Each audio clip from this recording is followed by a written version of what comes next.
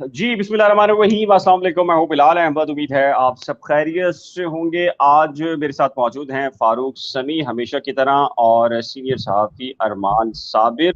तो सबसे पहले मैं आपको रन डाउन बता देता हूं जी, आज हमने क्या क्या डिस्कस करना है।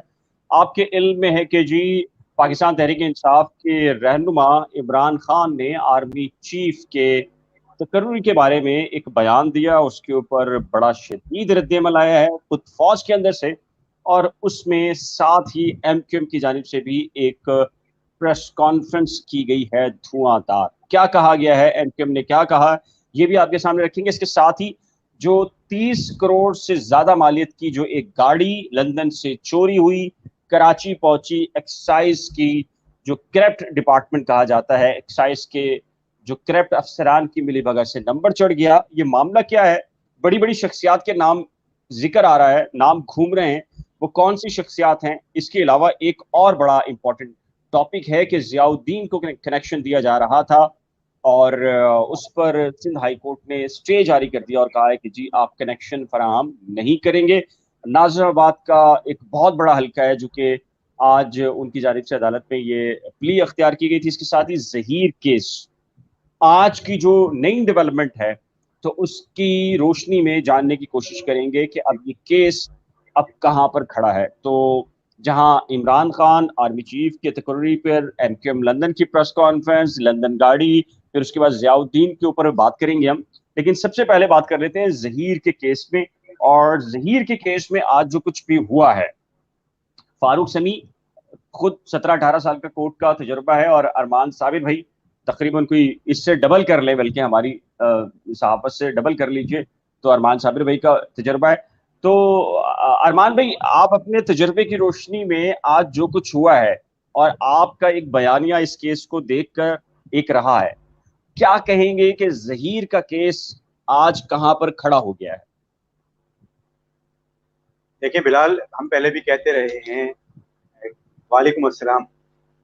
पहले भी हम कहते रहे हैं कि जो भी ये जो केस चल रहा था, इस केस में वैसे तो कुछ भी नहीं है। देखें, ये केस तूल दिया गया इसको, और मजीद तूल दिया जाता रहा है, अब तक तूल दिया जाता रहा है। और अभी भी जो है वो इसको तूल देने की कोशिशें की जा रही हैं, लेकिन बात क्या होगी, कहाँ तक पहुंचेगा ये? हम कोई हवा में बात नहीं कर रहे थे। आप ही बिलाल, आप लोग तो आप हैं, बिलाल फारूक समी हैं, आप लोग माशाल्लाह से क्राइम रिपोर्टर हैं और इस कोर्ट रिपोर्टर हैं, और इस वक्त जो है वो कोर्ट रिपोर्टिंग पे जो है काफी गहरी नजर रखते हैं। तो आप लोगों ने भी यही कहा था, मैंने भी कभी किसी जमाने में थोड़ी बहुत कोर्ट रिपोर्टिंग की है, तो उस तजुर्बे की बुनियाद पर हम यही कह सकते थे कि कह सकते हैं कि ये केस बहुत ज्यादा नहीं चलेगा और आखिर में इसका फैसला जो होना है वो यही है कि जो 164 का बयान है, अगर उस पर लड़की कायम रहती है, हम बार बार कह रहे हैं, अगर उस पर लड़की कायम रहती है तो वो केस खत्म हो जाएगा। जो कहते हैं ना, एक कहावत मशहूर है कि जब मियाँ बीवी राजी तो क्या करेगा काजी। तो ये केस भी उसी तरह से चला जाएगा। आज भी तनसीह निकाह का जो की एप्लीकेशन थी, उस पर अदालत ने काफी हैरानगी का इजहार किया कि ये कोई और कैसे कर सकता है। आप तनसीह निकाह का जो है वो दावा किस तरह दायर कर सकते हैं? तो ये तो या तो लड़की की तरफ से आए तनसीह निकाह, या लड़के की तरफ से आए, कोई तीसरा फरीक तो किसी का निकाह की तनसीह का दावा कर ही नहीं सकता है। और निकाह मौजूद है, निकाह का आप शुरू से कह रहे हैं निकाह मौजूद है, उसको माइनर से उसका कोई फर्क नहीं पड़ता। अभी तो बलोगत की तरफ बात ही नहीं गई है, जब प्योरिटी टेस्ट होगा प्योरिटी की तरफ बात जाएगी। और वही अदालत में आज हुआ है कि ये मामला तो बलोगत से ताल्लुक रखते हैं, निकाह के जो मामला हैं ये। आज अदालत का जो इम्प्रेशन था वो भी यही था, जो रिमार्क्स है, तो वो अदालत के जो फैसले हैं अब ये जो होने जा रहे हैं, कि आज एक फैसला रिजर्व हो गया है, मजीद जो दरखास्त के अंदर जो फैसले होने जाएंगे वो सारे के सारे ट्रायल कोर्ट पर आके सरताज होंगे। जाहिर है वो एक बिगर कोर्ट है, लार्जर कोर्ट है, तो वो कोर्ट हाई कोर्ट है, हाई कोर्ट का फैसला जो है वो आके ट्रायल कोर्ट पर असरअंदाज होगा। और जो ट्रायल कोर्ट है वो इन दरखास्तों के फैसले हो रहे हैं ना, उससे ट्रायल कोर्ट बाहर नहीं जाएगी, उसी के एम्बिट के अंदर रह के फिर फैसले करेंगे। जी, जी। ये जो अभी बार बार जो है जो मुद्दई भी चले जा रहे हैं, चैलेंज कर रहे हैं हाई कोर्ट में, दूसरी तरफ से जो जहीर के वकील है वो भी जाके जो है वो काउंटर चैलेंज कर रहे हैं। तो ये चैलेंज और काउंटर चैलेंज जो हो रहा है, अच्छा इस केस को जो है वो तूल तवील होने से बचा रहा है। ये केस जो है वो अपने मंतकी अंजाम की तरफ जल्द जाने का इम्कान होते चले जा रहा है इसका, क्योंकि जब ये फैसले आ जाएंगे तो अभी जो है 164 का बयान का फैसला लगा हुआ है, दरखास्त लगी हुई है, फिर दरखास्त जमानतों की दरखास्त लगी हुई है, निकाह खा के जमानत की दरखास्त लगी हुई है जिसका आज फैसला जरूर हुआ है। तो ये तमाम फैसले जब आएंगे तो ये सारे जाके बराह रास्त ट्रायल कोर्ट पर असरअंदाज होंगे, और जब ट्रायल कोर्ट पर असरअंदाज होंगे तो ट्रायल कोर्ट फिर इस जो केस है इसका फैसला उसी तरह से करेगी। आज भी अदालत ने क्या कहा है रिमार्क्स में कि अगर 164 का बयान में लड़की फिर ये कह देती है और अपने बयान पर कायम रहती है, फिर केस कहाँ चला गया, केस तो खत्म हो जाएगा, फिर वह कहाँ का हुआ और कहाँ का बाकी का केस कहाँ गया। तो यही मामला है कि ये केस इसको तूल इतना दे दिया गया था। ये केस शुरू से हम कहते हैं सीधी सादी सिंपल पसंद की शादी का मामला है, इसको उसी तरह से लिया जाना चाहिए था। इस पे इतना हाइप क्रिएट किया गया, गैंग की रिपोर्ट भी आ चुकी है, एफआईए ने भी रिपोर्ट दे दी है, कोई इंसानी स्मगलिंग नहीं है इसके अंदर, ये लोग इंसानी स्मगलिंग में मुलविस नहीं है, इनका कोई रिकॉर्ड नहीं। तो ये जो सारी चीजें हैं ये खुल के आहिस्ता आहिस्ता सामने आ रही हैं। जो इतना हवा खड़ा कर दिया गया था वो तो अब उसमें से जो है वो जो इतना गुब्बारे में इतना हवा भर दी गई थी वो सारी हवा निकल गई है। और अब मैं नहीं समझता कि केस में कुछ रखा हुआ है, केस जो है वो अपने मंतक के अंजाम तक पहुंच जाएगा और मेरे ख्याल से बहुत ज्यादा ये तूल नहीं पकड़ेगा। जी फारूक भाई, आप क्या कहेंगे? अब ये सवाल ये आ रहा है कि आज का भी कोई बता दें क्या हुआ है थोड़ा सा फारूक भाई, और साथ में ये सवाल भी है कि अगर पंजाब में शादी हुई है तो क्या इसका अतलाक सिंध चाइल्ड मैरिज रिस्ट्रेंट एक्ट पर होता है या नहीं होता? ये थोड़ी सी डिटेल जरा इसमें डिस्कस कर दें जरा प्लीज फारूक भाई। अच्छा, चाइल्ड मैरिज एक्ट के हवाले से अगर हम बात करें और अगर ये जो रिपोर्ट तस्लीम कर ली जाए तो ये थोड़ा सा इशू बनेगा चाइल्ड मैरिज एक्ट का, और ये केस मेरे ख्याल में चाइल्ड मैरिज एक्ट में चल सकता है। जो मुझे पंजाब का लॉ मालूम है उसमें यह है कि 16 साल से कम उम्र की शादी हो तो केस रजिस्टर्ड हो जाता है। तहाँ मुझे मैं इस पे श्योर नहीं हूँ। बिलाल भी अगर आप इस पर रहनुमाई करें।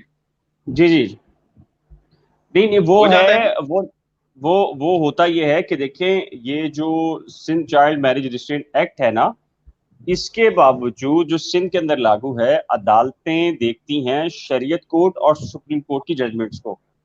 एक चीज जहन में रखिए, एक अगर सूबाई कानून मौजूद है ना, अगर उस सूबाई कानून से वफाकी कानून या इस्लामी कानून अगर कंट्राडिक्शन होंगे और उसके साथ ही शरीयत कोर्ट और सुप्रीम कोर्ट की जजमेंट्स मौजूद होंगी, तो जो सूबाई कानून होगा वो एक्सेप्ट नहीं होगा, बल्कि जो फैसले होंगे वो शरीयत कोर्ट, सुप्रीम कोर्ट और फिर जो सुप्रीम कोर्ट की जो जजमेंट्स होंगी उसके मुताबिक होंगे। तो ये एक बड़ा थोड़ा सा फर्क है, हमें इसको समझना चाहिए। आज भी जो जस्टिस सलाउद्दीन पवर साहब ने ये जो Sindh child marriage restraint act की जब बात हो रही थी तो उस वक्त एक बात कही थी, उन्होंने कहा था कि ये दुनिया के अंदर तो हो सकता है कम उम्र में शादी 18 साल से और ये सो, लेकिन उन्होंने ये कहा कि चूंकि पाकिस्तान एक इस्लामी मुल्क है, हमारा मजहब का भी इशू है, तो हमारे यहाँ तो सीधी सी बात है शादी बलूगत के होते सार ही हो जाती है और हम तो उसको तस्लीम करते हैं।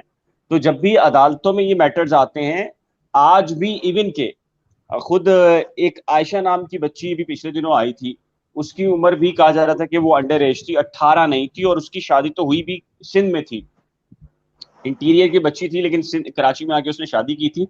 तो अदालत ने उसमें भी मतलब ये कहा कि अगर उसने पसंद की शादी की है तो उसको उसके शौहर के साथ भेज दिया।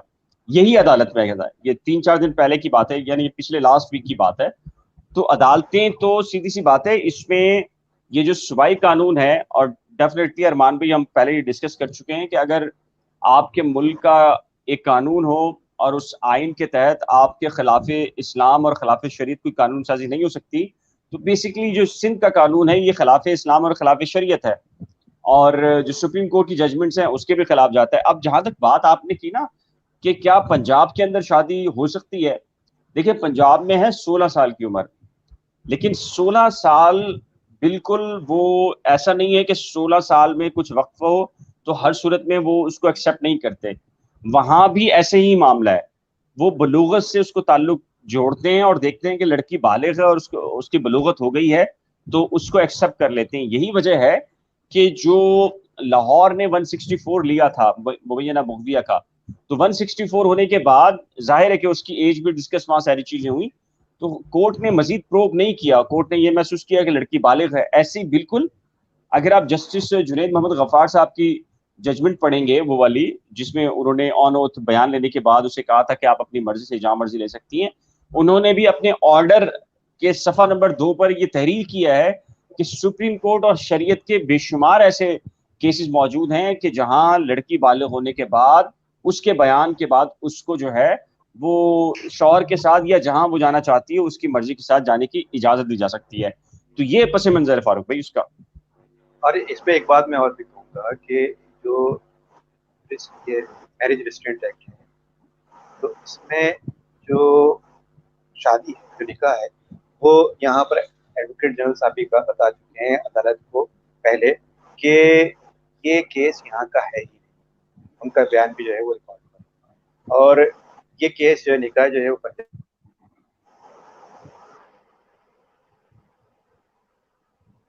जी अरमान भाई, आप सुन पा रहे हैं? फारूक भाई सुन पा रहे हैं अरमान भाई को आप? अरमान भाई आप स्टिल हो गए हैं, और स्टिल जो है वो अरमान भाई जाकर वापस आएगा। अच्छा फारूक भाई, ये बहुत हबीबा ताहिरा ने एक बात की है, और ये बात जो है वो जो मुद्दई मुकदमा के वकील है ना, वो भी यही बात कर रहे थे कि चूंकि अगवा अगर सिंध से हुई है बच्ची, और वो सिंध के किसी भी शहर की रिहायशी है, और उसकी शादी हो जाती है कहीं और ये सवाल भी डिस्कस हुआ ना कि क्या बच्ची को पता था, या जो बच्ची ने शादी लाहौर में क्यों की, पंजाब में क्यों की, क्या इस वजह से की कि उन्हें ये पता था कि पंजाब के अंदर कानून जो है वो 16 साल का है और यहाँ 18 साल का है। तो ये सारी चीजें जो डिस्कस हुई, तो उसमें जज साहब ने ये क्वेरी की, पूछा कि क्या वजह थी इसमें। तो जाहिर है उन्होंने, मुलजमान के वकील, उन्होंने कहा कि सर ये तो अब ये मसला नहीं है कि पंजाब के अंदर और सिंध के अंदर, सिंध की बच्चियां पंजाब के अंदर शादी कर रही हैं, यहाँ तो बैरून मुल्क से आ रही हैं। और फिर जज साहब ने भी ये कहा कि यहाँ तो इंटरनेट के थ्रू दोस्तियां होती हैं, और मोहब्बत में गिरफ्तारी होती है, और उसके बाद उनकी शादियां हो जाती हैं, और फिर फिलहाल मैं आपको तस्करा सुन नहीं पा रहा।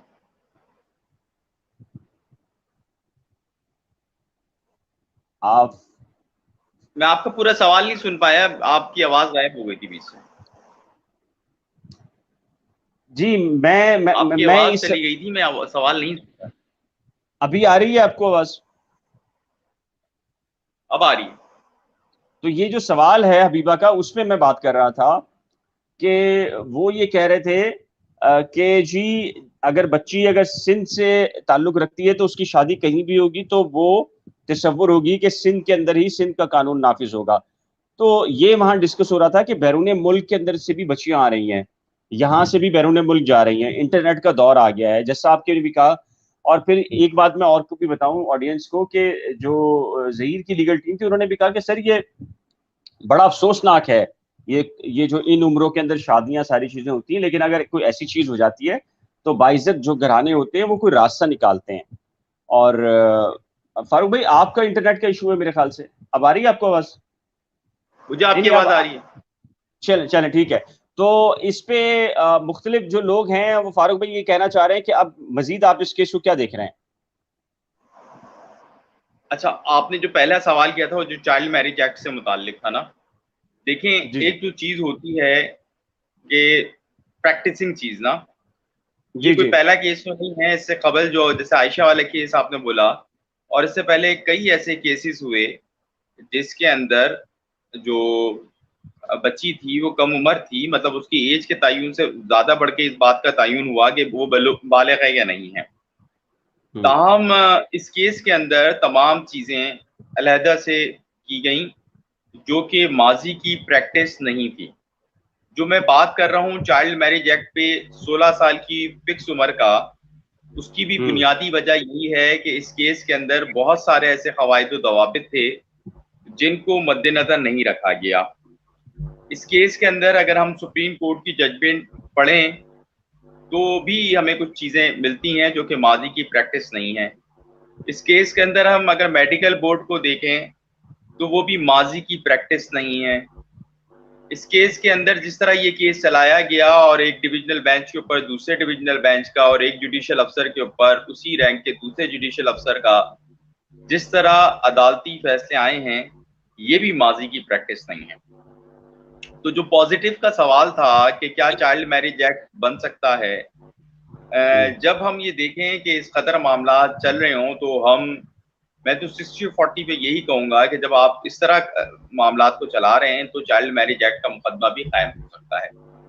और ये केस यकीनी तौर पे एग्जाम्पल बनने जा रहा है कि मुस्तकबिल में इन केसेस के क्या वाक़यात होंगे, क्योंकि जब हम इस केस के साथ को हम देख रहे थे, टैकल कर रहे थे, तो उसी दौरान और भी कई केसेस आए जिनको उसी तरह ट्रीट किया गया जैसे कि नॉर्मल ट्रीट किया जाता है।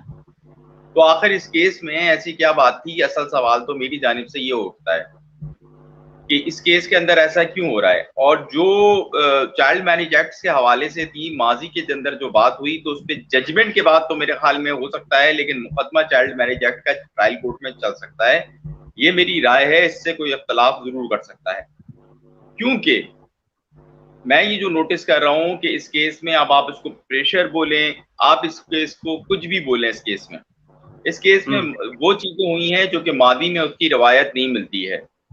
इस केस में वो मामलात हुए हैं जिसकी मादी में रवायत नहीं मिलती। इस केस में आपके आईजी सिंध को घर भेज दिया गया। इस केस के अंदर आपके डीएसपी जो है एक तफ्तीशी अफसर 12 चेंज हुए और नए तफ्तीशी अफसर जो अब आए हैं उनके ऊपर भी मुद्दई मुकदमा एतमाद का इजहार नहीं कर रहा। इस केस के अंदर बहुत सी बातें कही कुछ और गई और हुई कुछ और अदालत में कुछ और रखी गई। तो ये केस बिल्कुल डिफरेंट है।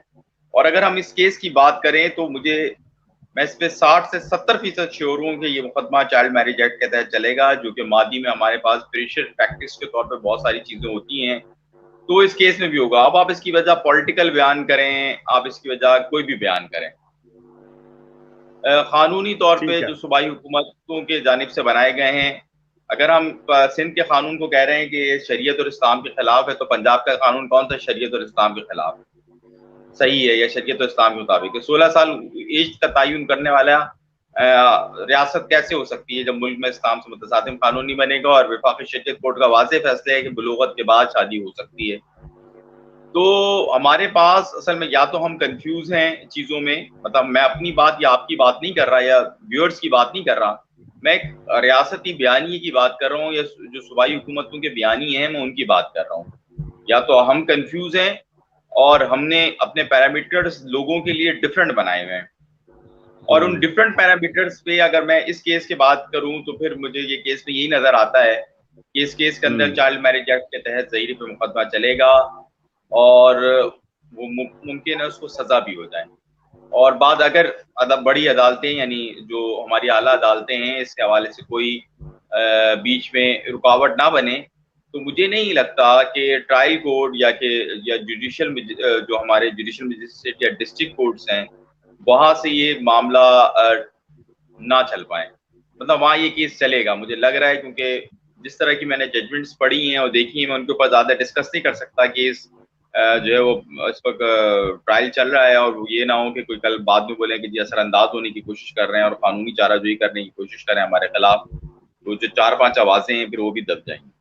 अच्छा जी, मैं मुझसे ये सवाल माय चैनल ने किया था कि please talk about the Nimra Kazmi cases.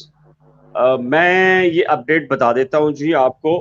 कोई 1 हफ्ता पहले ये शाहरुख की जानिब से कोशिश की गई थी कि वो निम्रा को वापस ले जाए, और चूंकि अब निम्रा काज़मी दोबारा शाहरुख के साथ अपने घर जा चुकी है, ये मैं आपको अपडेट कर रहा हूँ। लेकिन 1 हफ्ते पहले क्या हुआ है मैं आपको सारी तफसीलात बता देता हूँ। 1 हफ्ते से शाहरुख की ये ख्वाहिश थी और निम्रा की ये ख्वाहिश थी कि वो दोनों वापस मियाँ बीवी के तौर के ऊपर एक साथ गुजारें और अपने घर में वापस चले जाएं।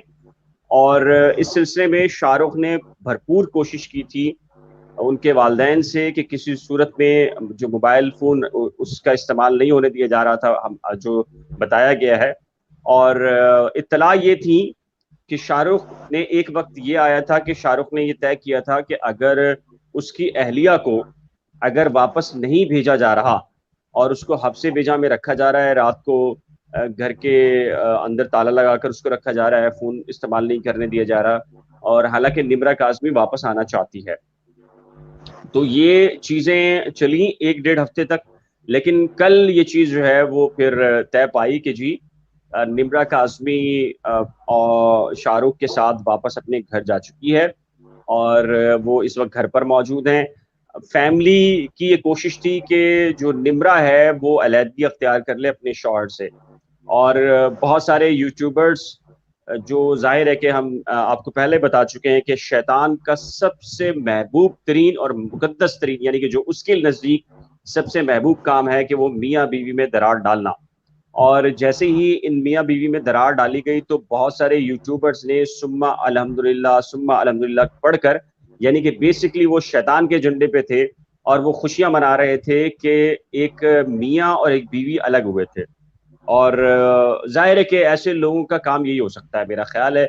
और हमने उस वक्त भी, जब हमारे पास ये बिल्कुल सबसे पहले इंफॉर्मेशन थी कि शाहरुख और निम्रा के माबैन क्या हुआ, निम्रा कैसे घर से आई, हर चीज मालूम थी, लेकिन हमने कहा था कि हम इस पे पहल नहीं करेंगे।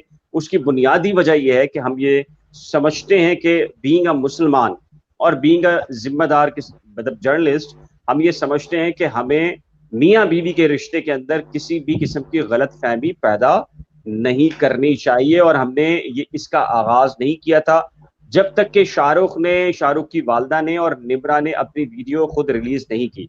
और अब भी जो 1 हफ्ते पहले से जो एक्टिविटीज चल रही थी वो गाहे बगाए हम तक पहुंच रही थी मुख्तलिफ सोर्सेज से, कि निम्रा के पेरेंट्स चाहते हैं कि वो अलहदगी करवा दी जाए, लेकिन शाहरुख की ख्वाहिश थी कि नहीं, वो अपनी बीवी को अपने पास रखेगा। और निम्रा काज़मी अपने वालिदैन पे ये कह चुकी थी कि वो अपने शौहर के पास वापस जाना चाहती है। लेकिन बहुत सारे यूट्यूबर्स जिनकी ये ख्वाहिश थी कि ये रिश्ता टूट जाए, अल्लाह ना करे कि उनकी अपनी फैमिलीज के साथ अगर ऐसा कुछ हो, तो क्या उस वक्त भी वो वीडियोस बनाएंगे? और इस किस्म के जज्बात और शुक्र खुदा का मानना और क्रेडिट लेना कि उन्होंने दो मियाँ बीवी के दरमियान लड़ाई में उन्होंने बड़ा अहम मार्का माना है, क्या अपनी जब फैमिलीज के साथ उनके साथ कलकला हो, खुदा ना खास्ता, अल्लाह ना करे किसी के साथ हो, तो क्या वो खुद या अपने दोस्तों को कहेंगे कि ये व्लॉग्स बनाएं और जश्न मनाएं कि मियाँ बीवी के दरमियान अलहदगी या ताल्लुकात खराब हुए? तो हमने जिम्मेदारी का मुजाहरा कल भी किया था, आज भी किया है, जब तक के चूंकि कल शाहरुख ने इसको कंफर्म किया कि जी हाँ ये ठीक है और हम आ चुके हैं और आप इसको लाइव के अंदर डिस्कस भी कर सकते हैं। तो मैं तकरीबन कोई हफ्ता 10 दिन से इस पूरे केस को, मेरे पास जो सोर्सेज से इंफॉर्मेशन आ रही थी कि जो निम्रा है वो चाहती थी कि वो अपने शौहर के पास वापस जाए, वालिदैन चाहते थे नहीं अलहदगी हो, शाहरुख की ख्वाहिश थी कि वो अपनी बीवी को यहाँ से ले जाए। लेकिन चूंकि ज़ाहिर है कि ओपिनियन में फ़र्क था, लेकिन अब हतमी तौर के ऊपर ये निम्रा जो है वो वापस अपने शौहर के पास जा चुकी है। इस सिलसिले में उन्होंने एक वीडियो भी अपलोड कर दी है और बहुत सारे लोगों ने उसको देख लिया है। तो अब मामला मैं आपको बता देता हूं कि निम्रा ये समझती है कि उसका घर से किसी के भी वालदा या पेरेंट्स या किसी के भी कहने के ऊपर घर से निकल कर कराची की तरफ आना एक बड़ी संगीन किस्म की गलती थी। और शाहरुख ये महसूस करता है कि ठीक है, मियाँ बीवी के दरमियान कुछ भी इख्तलाफ होते हैं और बीच में कोई भी राय सामने आ जाती है, लेकिन चूंकि वो उसकी ज़ौजा है, वो ये समझता है कि वो गलती जो है वो उसने की, उसकी सज़ा उसको ये मिल गई है कि वो हफ्ता 10 दिन यहाँ कराची में रहकर वो सारी चीज़ें देख चुकी है। और उसके बाद अब उसने जब ये फैसला किया कि वो अपने शौहर के पास वापस जाना चाहती है, तो फिर अब शौहर और मियाँ बीवी यानी कि दोनों जो है वो अपने घर वापस आ चुके हैं। लेकिन एक बहुत बड़ा जो क्वेश्चन मार्क है वो एक उन सस्ते और घटिया तरीन यूट्यूबर्स के ऊपर है जिनकी ये ख्वाहिश थी कि इस रिश्ते में दरार पड़े, यह अलहदगी हो। और वो खुशियां मना रहे थे जब दोनों मियाँ बीवी के दरमियान अलहदगी या नाचाकी हुई थी। तो अरमान भाई, ये जो निम्रा केस में भी लोगों ने मुझसे कहा, तो मैंने ये रखी है बात, हालांकि ये सारी चीजें मुझे कल और परसों भी पता थी, लेकिन माई चैनल ने चूंकि पूछा तो मैंने ये बात बताई है। और अगर कोई नहीं पूछता तो शायद मैं ये तफसील भी नहीं बताता। आप क्या कहेंगे कि ये जो इस नौयत का मामला है, जैसे निम्रा के केस में, ये किस नौयत की सहाफत है या यूट्यूब के ऊपर आकर जर्नलिज्म है कि मियाँ बीवी के दरमियान इख्तलाफात तो वो तो सबके होते हैं ना, लेकिन हर घर का मामला है, हर घर का और हर मामला है, घर का लेकिन मामला है। और बिलाल, जैसे जैसे शादी पुरानी होती है तो इख्तलाफात कम होते हैं क्योंकि अंडरस्टैंडिंग बढ़ जाती है, एक दूसरे को समझने लगते हैं। लेकिन शुरू शुरू में तो बहुत ज्यादा जो है वो इस तरह की चप्पलिश होती रहती है। और जो अभी फारूक जो है हम में सबसे नए हैं, तो फारूक को ज्यादा तजुर्बा होगा इसका इस वक्त, और करा भी रहे हैं वो। तो तो फारूक भाई, नहीं नहीं, फारूक भाई के मेरे सामने तो फारूक भाई की कॉल आती है तो फारूक भाई सर नीचे किया हुआ होता है, ऐसे बैठ के बस कॉल हाँ रिसीव कर, हाँ, जी जी जी जी जी जी ऐसे कर रहे होते हैं फारूक भाई। जितना जल्दी समझ जाए अच्छा होता है। लेकिन बहरहाल, तो वो जो है वो मैं ये कहूंगा कि इसमें इसका इस तरह से देखें बिलाल, हमने, आपको याद होगा हम लोगों ने जो है पहले भी हमारे पास भी आई थी एक वीडियो, हम लोगों ने वो चलाई थी, और उसके बाद फिर हमने इस पे कोई ज्यादा जो है वो तवज्जो इसलिए नहीं दी थी क्योंकि ये मियाँ बीवी का मामला है। और मियाँ बीवी का मामला जैसे ही जो है वो मामला बेहतर होगा तो दोबारा से वापस आ जाएंगे, और वही हुआ देखें कि मामला बेहतर हुआ तो ये वापस आ गई। अच्छा, इस जी केस में जी जो है, और इस केस में जो है वो हर केस ऐसा नहीं होता है कि आपको व्यूअर्स चाहिए, व्यूज चाहिए अपने हर वीडियो पर, आपको पैसे बनाने हैं, डॉलर बनाने हैं, और व्यूज के लिए आप कुछ भी कर गुजरे, चाहे उसमें जो है मियाँ बीवी के दरमियान की भी हो जाए, वो भी अगर आप करा रहे हैं तो भी कोई प्रॉब्लम नहीं है आपको। तो ऐसा नहीं, मेरे ख्याल से हमें अपने खुद को जो है ना, तमाम जितने भी यूट्यूबर्स हैं उन सबको हर मामले में जिम्मेदारी का एक मुजाहरा करना चाहिए, और हमें जो है वो इस तरह के मामलात में खास तौर पर मुदाखलत नहीं करनी चाहिए। और प्लस एक और भी इसमें, यहाँ पर मैं एक और बात भी कहता चलूंगा। आज मेरी फारूक से बात हो रही थी कि कई लोग जो है वो फैमिली व्लॉग्स बना रहे हैं, और फैमिली व्लॉग में वो अपने घर के लड़ाई झगड़े दिखा रहे होते हैं। घर के लड़ाई झगड़े दिखाने से पता होता क्या है, आपका इंप्रेशन बहुत गलत जा रहा होता है दुनिया पर कि पाकिस्तान में ये हो रहा है घरों के अंदर। हालांकि तमाम घरों के अंदर वो नहीं हो रहा है, तो चंद घरों में अगर हो रहा हाँ होगा तो, लेकिन तमाम घरों का जो है मैसेज इस तरह से जा रहा होता है। और सिर्फ यूट्यूब पे जो है वो सिर्फ पाकिस्तानी नहीं देख रहे हैं, और दीगर अकवाम भी देख रही है। तो हमारा मैसेज बहुत गलत जा रहा होता है। हम बीइंग पाकिस्तानी, हमें ऐसे मैसेजेस देने चाहिए ताकि हम जो है वो एक जिम्मेदार कौम है, और हमें हमारा ये मैसेज जाना चाहिए कि हम बहुत जिम्मेदार कौम है। तो ये बात भी, अच्छा इसमें एक बात और भी कहूंगा मैं, इसमें अगर तकाबली जायजा लिया जाए निमरा केस का और जो जहीद केस है उन दोनों का, तो इनमें जो पेरेंट्स का जो रोल है, वो पेरेंट्स जी का जी रोल ये है कि ठीक है, जो भी होना था वो हो चुका है, लेकिन उसमें पेरेंट्स जो हैं वो फिल आखिर निमरा के साथ खड़े नजर आते हैं। इसमें जो है वो अलग अलग है, अच्छी अलग है, उसका अपना फैसला अलग है, और वहाँ पेरेंट्स का फैसला अलग है, और दोनों अपने अपने फैसलों पर कायम है। अब इसमें जो है वो ना वो झुकने को तैयार है ना ये झुकने को तैयार है, और केस तूल पकड़ता चला जा रहा है। यहाँ पर हमें अनाओं का मामला नजर आ रहा है। वहां पर जो है वो वहां पर जो है पेरेंट्स अपनी बच्ची के साथ हैं, बच्ची जो चाह रही है और कहते हैं ठीक है। तो लड़के आगे तब भी उसके साथ थे, उन्होंने उसको रोकने की कोशिश की एक हद तक, ठीक है वो माँ, जाहिर है माँ बाप हैं, उन्होंने कोशिश जरूर की उसके साथ, लेकिन फिर जो है वो जब वो उन्होंने कहा, उन्होंने देखा वो नहीं मान रही है, तो फिर उन्होंने कहा कि ठीक है आप चलिए। तो वो हम देख रहे हैं कि उसमें उसमें जो है वो पेरेंट्स उसके साथ हैं, उसके साथ खड़े हुए हैं। तो ये भी एक डिफरेंस नजर आ रहा है दोनों केसेस के अंदर, जो बहुत मेजर डिफरेंस मुझे नजर आ रहा है। बाकी आप लोगों के क्या राय, ये मेरी राय थी, जाती राय थी, जो मैंने महसूस किया मैंने बता दिया। आप लोग जो राय है ये वो आप। फारूक भाई थोड़ा सा इसके ऊपर हम डिस्कस करते हैं। ये लोग तो पहले शादियां कराते थे ना, आपने देखा टेलीविजन के ऊपर आके मॉर्निंग शोज में शादियां कराना, सारी चीजें कराना। लेकिन अब तो इतनी गैर जिम्मेदारी का मुजाहरा होने लगा है सोशल मीडिया पर कि अब तो मतलब घरों को तुड़वाने की बातें की जाती हैं और उसके ऊपर व्लॉग्स बनते हैं। इस पे क्या कहेंगे आप?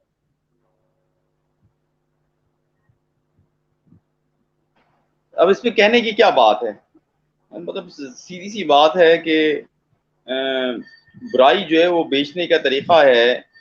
मैं इसको नेकी और बुराई की बात नहीं कर रहा, मैं एक बात ये कह रहा हूँ कि आप डैमेज कर रहे हैं सोसाइटी को भी, आप डैमेज कर रहे हैं एक फैमिली को भी, सिर्फ महज इसलिए कि कुछ लोगों को चस्का मिल जाएगा, वो आपके वीडियोस पे क्लिक कर देंगे और आपके कुछ पैसे बन जाएंगे। इससे ज्यादा कुछ नहीं है। जिसकी तरफ अरमान भाई ने निशानदेही की है, वो हमने आज दिन में अरमान भाई मुझे बता रहे थे, बल्कि अरमान भाई ने मुझे दिखाया कुछ लोगों के हवाले से, उन्होंने मुझे बताया कि देखें यार, ये सिर्फ चस्के के लिए इस तरह के काम कर रहे हैं। आपके व्यूज बढ़ जाएंगे, आपके सब्सक्राइबर्स बढ़ जाएंगे, और लाइक्स भी बढ़ जाएंगे, सब कुछ हो जाएगा, लेकिन कल आप ज़मीर को अपने मुतमिन कर पाएंगे? और ये दुनिया जो है ना, मकाफात अमल है। मतलब ये मैं किसी रिलीजन की बुनियाद पे बात नहीं कर रहा, मतलब ये दुनिया का सिस्टम ऐसा है कि दुनिया में आप जो बोते हैं वो आपने काटना है और काट के जाना है। तो अब ये कुछ लोग कर रहे हैं, अब उसके बाद फिर वो मासूम भी बन जाते हैं, बिल्कुल मीसते बन के बोलते हैं कि जनाब हमें क्या मालूम, हमें तो पता ही नहीं था, हम तो इसी को सही समझ रहे थे। और अगर उनकी अपनी जाती जिंदगियां खंगाली जाएं तो लग पता जाता है। तो खैर वो एक लेडी थी जिनके ये मुझे दिखा रहे थे आज प्रोफाइल, और मैं उनका नाम नहीं ले रहा, लेकिन ना अरमान भी ने नाम लिया है ना मैं ले रहा हूँ। लेकिन उन्होंने कुछ जाती चीजें, बदजबानी, बद तहजीबी, और उसके बुनियाद पे अगर वो ले लेती हैं कुछ व्यूअर्स, और वो तो ठीक है जी, हर किस्म के काम करने वाले लोगों को मिल जाता है। पैसा कमाना कोई मसला थोड़ी है। मतलब मेरे एक उस्ताद थे, वो कहते थे कि यार सभी साहब पैसे तो आपको ऐसे भी मिल जाएंगे, सिर्फ एक खबर रोक के भी मिल जाएंगे, और इतने मिल जाएंगे आप सोचेंगे, लेकिन कल आपका जमीर गुआजार होगा या नहीं होगा। बुनियादी तौर पे बात जमीर की होती है। अभी तो हम ज्यादातर लोग जो जवान होते हैं वो 40-45 साल तक तो ये जहनी दबाव भी बर्दाश्त कर लेते हैं और तमाम चीजें बर्दाश्त कर लेते हैं, लेकिन एक उम्र के बाद आपको तो अपनी तमाम गलतियां याद आ रही होती हैं और आपको कोफ का शिकार होते हैं। आज मैंने इनको बताया, अरमान भाई और हमारी जब चल रहा था व्लॉग कर रहे थे, तो मैंने उनको एक और बात बोली थी जो एक जज साहब ने मुझे बताई थी, और वो मुशर्रफ साहब के दौर में थे और जज लगे थे, और आप भी उनको जानते हैं अच्छे से, और मैं उनका नाम नहीं ले रहा हूँ, आप समझ जाएंगे, और बहुत काबिल जज थे। और मैंने और आपने एक दफा एक टीचर साहब के लिए जी उनसे जी समझ राब्ता गया। भी किया था जहाँ पे। जी जी तो जी उन्होंने ये बोला था कि जिसकी मुल्जिम की प्री अरेस्ट खत्म हो जाती है और फिर उसके बाद पोस्ट अरेस्ट का मामला चल रहा होता है, तो हर जज चाहता है कि किसी तरह ये मामला निपटे और मैं इस बात में क्लियर हो जाऊं कि हाँ, इसको जेल में रखने का कोई ग्राउंड मौजूद नहीं है, या इसका जेल में रहने के सब ग्राउंड मौजूद है। मतलब उसको ये उसके बाद से जब मुल्जिम जेल जाता है तो उसके बाद से हर जज ये चाहता है कि जल्द अज जल्द जो है वो अपना केस खत्म करें और इस बात का तयन करें कि वो गिल्टी है या नहीं है। और इसमें वो भी देखता है कि वो अगर गिल्टी है तो उसको सजा हो, और अगर शक भी है तो उसको छोड़ दिया जाए। और आपको याद हो कि वो हार्ट पेशेंट भी हो गए थे जब वो मुख्तसर अरसे में जज रहे थे। तो वो जो लोग भी थोड़े से माकूल होते हैं उनको जवानी में ही एहसास हो जाता है, और जो लोग बाद में होते हैं उनको बाद में एहसास होता है, लेकिन ये एहसास आपके अंदर कोई कितना ही खराब आदमी क्यों ना हो उसके अंदर रहता है, ये नहीं जाता। तो ये जो लोग कर रहे हैं अल्लाह ताला इनको हिदायत दें, हम इस हवाले से करेंगे। यार ये नीचे भाइयों के जवाब सवाल जो आ रहे हैं ये मुझे थोड़ा सा कुछ कह रहे हैं कि यार कुछ बोलना चाहिए। जी जी जी वो कह रहे हैं कि आप ये जो बिल्कुल हल्के हल्के से बैठे हैं ना, बिल्कुल डरे डरे सहमे सहमे से वुजदान की कैफियत में आए। आपने तो बड़ी बातें करनी थी आज जो आपने ऑफ द रिकॉर्ड में बताई थी। ये जरा सवाल पढ़ें और साकिब का, और क्या राय है अब आपकी। इसके अलावा एक और सवाल था इन्हीं के साथ, एक और सवाल था, वो सवाल मैं देखता हूँ जी ऊपर कि 17 सितंबर को क्या हो रहा है। फारूक भाई ये भी बता दें, एक पिशावर जो में तो सवाल सबसे और। अच्छी पिशावर में तो सबसे अच्छी जो है वो बातचीत अरमान भाई की है। क्यों? क्यों? हाँ हाँ, रसूल दावड़ से लेकर सबसे इनकी सेटिंग है। तुम लोग मरवाने में कोई कसर नहीं छोड़ना। नहीं नहीं नहीं नहीं, अब है तो अरमान भाई, आप तो फखर नहीं महसूस नहीं करेंगे भाई, और आपकी सोच ही में। जिससे है उसे बता देंगे, हम खुल के बताएंगे यार, डंके की चोट पे बताएंगे, ऐसा क्या है? नहीं है अरे भाई, रसूल दावड़ काफी की पेशावर में हमारे दोस्त हैं। भाई, पेशावर में हमारे दोस्त हैं, लेकिन दूसरे दोस्त हैं, और भी दोस्त हैं, ऐसा नहीं है। लेकिन ये दूर है के अरे दोस्त। रसूल कि दावड़ तो काफी है। अच्छा, चले चले आवाज कटी आ गई। फारूक भाई बताएं ना जरा, ये इसका जवाब दें जरा। देखिए कुछ लोग जो है ना बहुत परेशान हैं। आज उन्होंने प्रेस कॉन्फ्रेंस भी की है इस चक्कर में कि सरकार सिर्फ हम ही हैं आपके, और कोई नहीं है कुछ कौन है दोस्त, मैं प्रेस नाम कॉन्फ्रेंस, नहीं किसने की बताऊंगा, है भाई? पता नहीं किसने की है, लेकिन मुझे तो नहीं पता, मैं नाम तो नहीं ले सकता ना उनका। भाई एमक्यूएम पाकिस्तान ने की है ना, हैदराबाद में प्रेस अच्छा, कॉन्फ्रेंस एमके हुई है। पाकिस्तान ने कोई प्रेस कॉन्फ्रेंस की है? देखिए जरा, यार अरमान भाई आप ये देखें ये तो यार। देखें, ये कहा क्या है उन्होंने? ये नहीं, अगर वैसे मेरी। बिलाल भाई एक बात सही है, एक बात सही है, सही कर रही है। पता है क्यों? अगर हाँ एमकेएम लंदन प्रेस कॉन्फ्रेंस कर रही होती ना कोई, तो उनको पता होता। फारूक भाई क्या हो गया भाई? क्या? नन्हे मुन्ने काके मत बने, सब पता है अरे आपको। एमकेएम एमकेएम एमकेएम बहादुराबाद, मतलब ये बहादुराबाद वालों ने कहा क्या है ये तो बताएं। सब पता है आपको मेरी इत्तला के मुताबिक। नहीं, कहा क्या है? ये तो नहीं नहीं, कह दिया उन्होंने कि इमरान खान ने बहुत गलत बयान दिया है? आप खुलेंगे थोड़ी देर में और खुल जाएंगे आप। हाँ। नहीं, मैं पूछ रहा हूँ, ऐसा तो नहीं कहा अरमान भाई उन्होंने कुछ के भाई आप इमरान अच्छा खान ने बहुत गलत बयान दिया है? अच्छा, वो बयान जो दिया है वो क्या दिया है उन्होंने?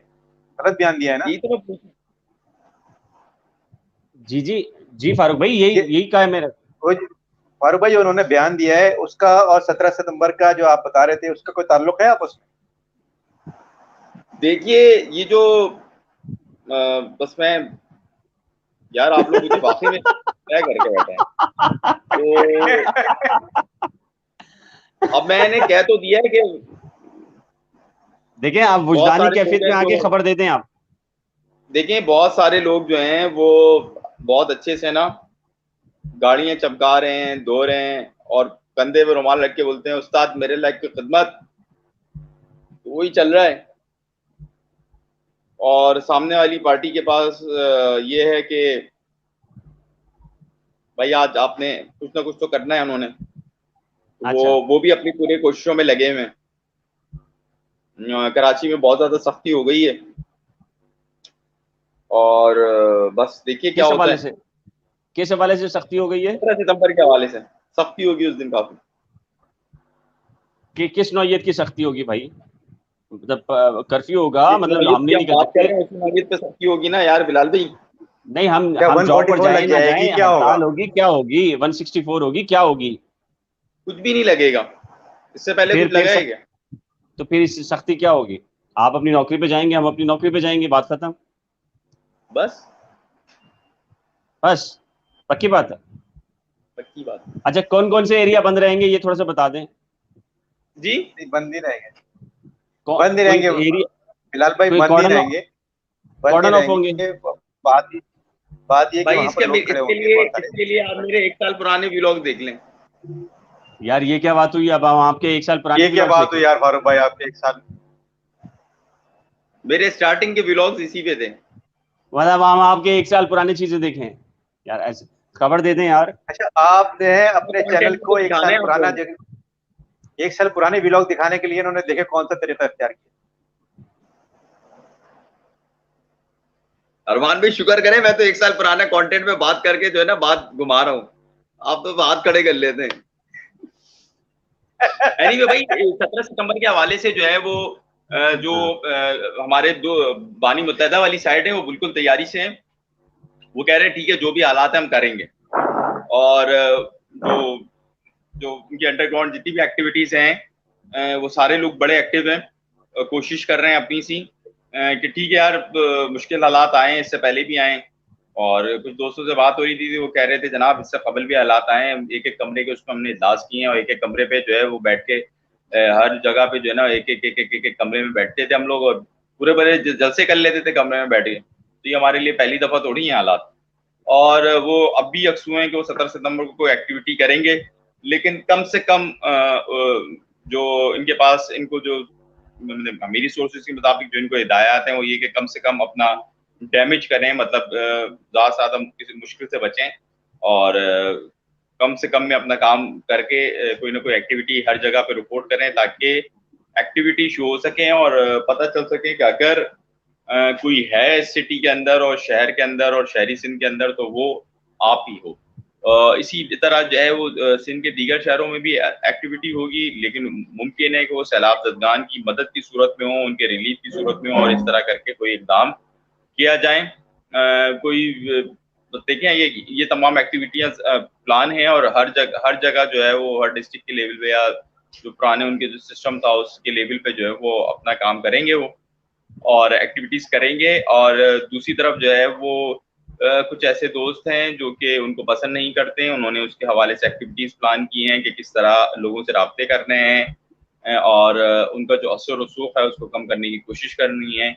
क्योंकि दो में से कोई एक चल सकता है, या तो वो ये चल सकते हैं या तो वो चल सकते हैं, और ये दोनों के जो जहनों में बात क्लियर है। और लेकिन वही वाली बात है कि बहुत से दोस्त ऐसे हैं। ये अरमान भाई कोई आपके लिए सवाल है? नहीं?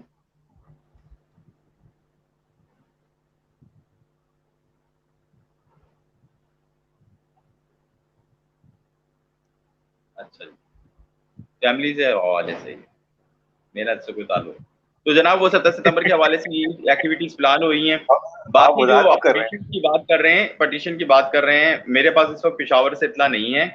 अगर कोई हुई भी है तो उस पर कोई नंबर शंबर हुआ भी है तो नहीं, नंबर नहीं लगा होगा, मुमकिन है जो है वो फाइल हो गई हो, लेकिन मेरे पास इतला अभी भी नहीं है और दूसरा कोई नंबर शंबर भी नहीं लगा है। और इसी तरह इस्लामाबाद वाली जो होनी थी उसके ऊपर भी अभी तक मेरी इतला के मुताबिक कोई एक्टिविटी नहीं हुई है, और उसकी बुनियादी वजह गालिबन इम्कान ये है डॉक्यूमेंटेशन है कि कुछ डॉक्यूमेंटेशन के इशूज आ रहे हैं और उस वजह से नहीं हुआ।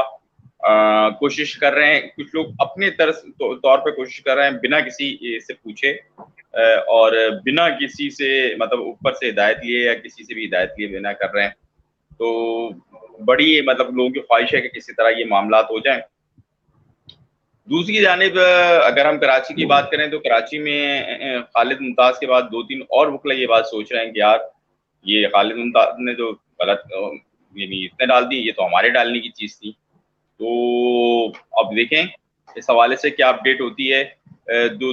तीसरी पार्टी है जो कि इस केस की सबसे अहम फरीक है, वो इस वक्त जो है वो बिजी है, नवंबर तक वो बिजी रहेगी। नवंबर के बाद अंदाजा होगा कि मतलब अभी उनके लिए और बहुत से मसाइल हैं। कहते हैं ना जमाने में और भी गम है मोहब्बत के सिवा। अच्छा चले ये चले, आपने नवंबर दिसंबर का जिक्र कर दिया तो चले बात कर लेते हैं कि जी आर्मी चीफ की जो नई तकर्री होनी है उस पर इमरान खान साहब ने बयान दिया है और उसी बयान को एमक्यूएम ने अपनी प्रेस कॉन्फ्रेंस के अंदर उसकी मजम्मत भी की है। आईएसपीआर की जानिब से भी एक मजम्मत आ चुकी है। ये जो अरमान भाई क्या लगता है आपको कि जो एमक्यूएम ने इमरान खान के बयान की मजम्मत दी है और ये जो अब ये ताज़ा तरीन जो सिनेरियो है, ये जो 17 सितंबर और पटिशन हाई कोर्ट में पेशावर में, इसको आप कैसे देख रहे हैं सारी चीजों को? देखिए ये जो मामला हुआ है आज और इनका जो बयान आया है जिसमें आपकी आवाज बहुत कम आ रही है। आवाज क्यों कम हो जाती है? जी आप कम हो जाते हैं अब ना। आई आवाज? अब आवाज आ रही है? हाँ ये स्ट्रॉन्ग। हाँ जी। हाँ, तो ये जो मामला हुआ है आज जो बयान आया है इमरान खान का, इसके बाद फिर जो आईएसपीआर का जो है वो बयान आया, फिर आज अभी कुछ देर के पहले जो है वो एमक्यूएम ने भी प्रेस कॉन्फ्रेंस की है। इसके अलावा भी अभी और भी जो है वो लोग आएंगे और भी पार्टीज आएंगी जो कि इस बयान की मजम्मत करेंगी और जो है वो हो सकता है वो प्रेस कॉन्फ्रेंस वो भी करेंगी। तो ये जो सारा सिनेरियो है ये देखें, खान साहब जो है इमरान खान साहब, उनके पहले ही कुछ तहफ़्फ़ुज़ात चल रहे थे और ये उनके दौर से चल रहे थे, जो मामलात थे ये उनके दौर से ही जो है ये खिचड़ी पकना शुरू हो गई थी एक तरफ। और ये जो है इसको हर जितने भी सेक्टर्स हैं, जितने भी सेक्शंस ऑफ लाइफ हैं, वो उन्होंने इस बात की मजम्मत की थी। और लेकिन ये अंदर ही अंदर मामला जो है वो पक रहा था। और जो भी फिर इन्होंने जो है वो न्यूट्रल का मामला भी आया था, एक न्यूट्रल का भी इन्होंने लफ्ज इस्तेमाल किया था जिसपे जो है काफी सोशल मीडिया पे भी जो है काफी जो है वो इस मामले को लेके जो है वो काफी लोगों ने जो है वो इस पर जो है वो ट्वीट्स किए थे और ट्विटर पे से काफी खासा गर्म रहा था ये मामला। इसके अलावा भी जो है वो फिर गाये बगाए कुछ मामलात होते रहे हैं।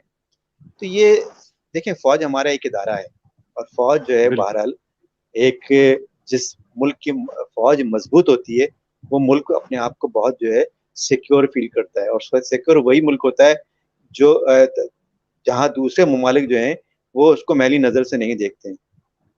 तो एक मजबूत फौज का होना एक मुल्क के लिए बहुत ज़रूरी है, ताकि आपका दिफा जो है वो मजबूत होगा।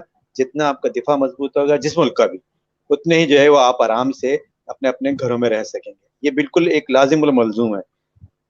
अच्छा, फौज को जो है किसी भी मुल्क में इस तरह से तनकीद का निशाना नहीं बनाया जाता है या इस तरह से बातें नहीं की जाती हैं। अवामी जो अवाम का कहते हैं, अवाम का सैलाब हमारे साथ है, ठीक है, आपके साथ अवाम का सैलाब होगा या अवाम आपके साथ है या जो कुछ भी है, लेकिन आप लीडर हैं और आपको बहुत जिम्मेदारी का मुजाहरा करना चाहिए।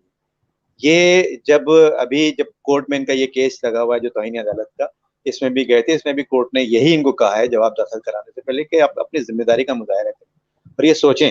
तो ये जिम्मेदारी का वहां पर भी इनको कहा गया था। ये जिम्मेदारी का देखिए, इमरान खान के पीछे बहुत आवाम की बहुत ज्यादा तादाद है। तो जिस लीडर के पीछे आवाम जितनी ज्यादा होती है उसको उतनी ही ज्यादा रिस्पॉन्सिबिलिटी का मुजाहरा भी करना चाहिए, उसको एक एक लफ्ज नाप तोल के बोलना चाहिए। और इस तरह से जो है वो आप अपने खदशात का इजहार कर रहे हैं, आपको अपने खदशात का इजहार करना है तो जो भी फोरम है, और ये जरूरी नहीं कि आप हर चीज जो है वो आवाम के सामने आके जो है वो बोल दें। आवाम के सामने आके बोलने से जो मामलात होते हैं वो बहुत कहीं और किसी और रुख पे निकल जाते हैं। तो हर बात जो है वो इस तरह से नहीं होती। और खासतौर पर जो दिफा का मामला होता है, जो फौज का मामला है, जो दिफा का मामला है, इसमें तो बहुत ज्यादा एहतियात की जरूरत होती है। तनकीद करना मामलात पर वो भी आप उस वक्त तक कर सकते हैं, उसमें भी बड़ा एक लकीर होती है बहुत। बिलाला मैं यही कहूंगा कि एक बिल्कुल एक रेड लाइन होती है, उसमें भी रेड लाइंस, आप रेड लाइन क्रॉस नहीं करते। रेड लाइंस, जी है, जी जी, ग्रे एरियाज होते हैं, रेड लाइन। क्या बात कर रहे थे आप? क्या कह रहे हैं? पता नहीं मुझसे तो दोपहर में क्या बात कर रहे थे आप। आपसे देखिए जरा ये अब कहां से कहां ले जा रहे हैं। आपसे जो बात कर रहे थे वो आप बता चुके हैं। नहीं, आपने भी तो इनको एमक्यूएम प्रेस कॉन्फ्रेंस 17 सितंबर से मैच किया ना, तो आपने भी तो इनको हिट किया ना वहां पर, तो ये आपसे हाँ, बदला ले रहे हैं। जी बिल्कुल बिल्कुल। तो ये सारे मामला आते हैं बिलाल के। बहरहाल आपने एहतियात से बोलना है, फारूक की बातों में नहीं आना। हाँ नहीं, मैंने क्या एहतियात से बोलना है, तो मैं तो बात कर रहा हूँ ना आपसे कि मैं जो अपनी बात कर रहा हूँ वो मेरी बात है कि फौज, देखिए मैं बिल्कुल क्लियर हूँ, फौज के मामला जब भी सियासी मामला पे अब फौज आएगी तो फौज पे तनकीद होगी, फौज को तनकीद का निशाना बनाया जाएगा और हर तरफ से बनाया जाएगा। जब भी फौज अगर और फौज मना कर देगी, मुदाखलत नहीं कर रही है वो, फिर उसका बयान आ जाता है। कई मौकों पर इस तरह का फौज का बयान भी आया है। चले लेकिन इस मामले पर आकर मैं इस मामले पर आकर बिल्कुल कह रहा हूँ कि आप फौज को इस तरह से तनकीद का निशाना नहीं बना सकते हैं कि फौज में डिवीजन हो या फौज का मोराल कम हो, क्योंकि फौज आपका बहरहाल दिफा का एक मजबूत इदारा है। अच्छा, बहरहाल ये दो अपडेट्स पूछी थी फारूक से लोगों ने कि एक तो पेशावर वाली पिटीशन, जी हाँ उसकी इत्तलात हैं कि वो पिटीशन दाखिल हुई है, लेकिन उसकी बाकायदा कोई हेयरिंग अभी तक नहीं हुई। और दूसरा ये पूछा है कि खालिद मुमताज वाली जो पिटीशन है सिंध हाई कोर्ट की, उसका अपडेट, तो उसमें अपडेट्स यही है कि जी अब ये खालिद मुमताज साहब ने तय करना है कि वो अर्जेंट एप्लीकेशन कब लगा रहे हैं। तो अभी तक फिलहाल खालिद मुमताज साहब की जानिब से ऐसी कुछ चीज हमें नहीं पता चली, हालांकि वो राब्ते में हैं कि कोई पिटीशन लगा रहे हैं दोबारा से अर्जेंट एप्लीकेशन या नहीं।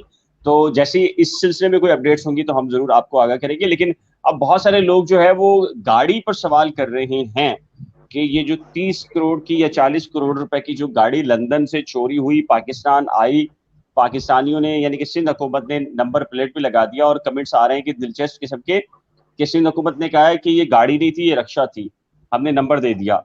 तो इसमें सुना है कि बड़े बड़े ताकतवर लोगों के नाम आ रहे हैं, बड़े बड़े पॉलिटिशियंस हैं जिनका मुख्तलिफ सियासी जमातों से ताल्लुक है, लेकिन वो एक साथ भी हैं, मुखालिफ भी हैं।